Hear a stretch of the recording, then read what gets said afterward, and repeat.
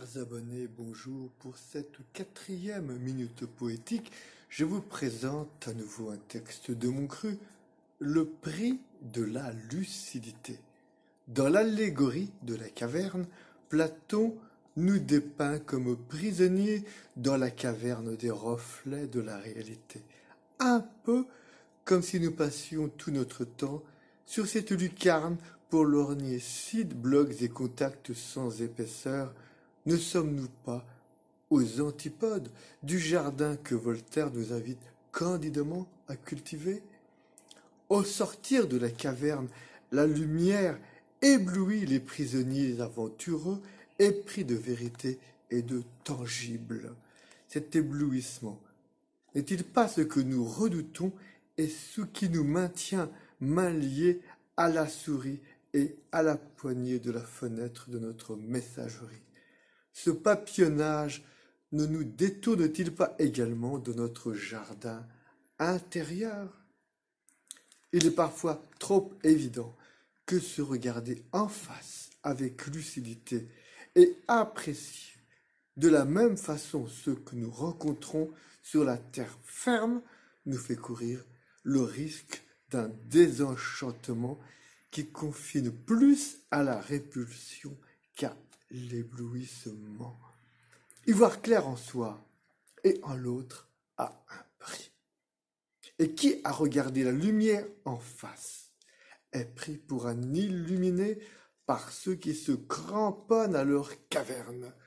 En retour, cette lumière projetée sur leurs ombres en révèle tous les travers jusqu'alors occultés. Il faut posséder une personnalité profondément enracinée pour ne succomber ni à l'autodépréciation, ni à une fatale désillusion de la part des autres. Les solitaires, comme les suicidaires, sont souvent ceux et celles qui jaugent tout au travers de cette lumière qui les fait passer pour aveugles aux yeux des autres qui sont les vrais aveugles.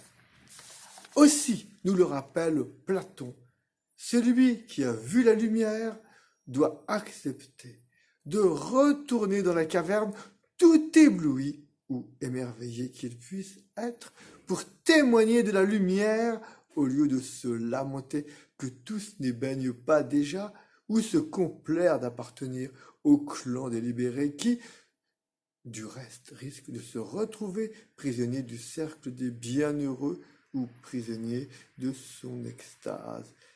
Quelle est ma caverne? Comment nommer la lumière qui m'attire, me bouscule ou me fait peur? Qu'est-ce que je partage du peu ou prou de la lumière déjà reçue?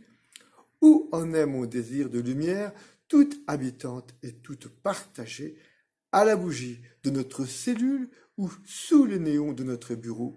Laissons les mots nous guider, encordés, telles les torches que ces humains, en pleine ascension dans l'allégorie de la caverne, transportent. Que la lumière fuse en nous et de nous, chers abonnés. Chers auditeurs, chères auditrices, merci pour cette cogitation partagée.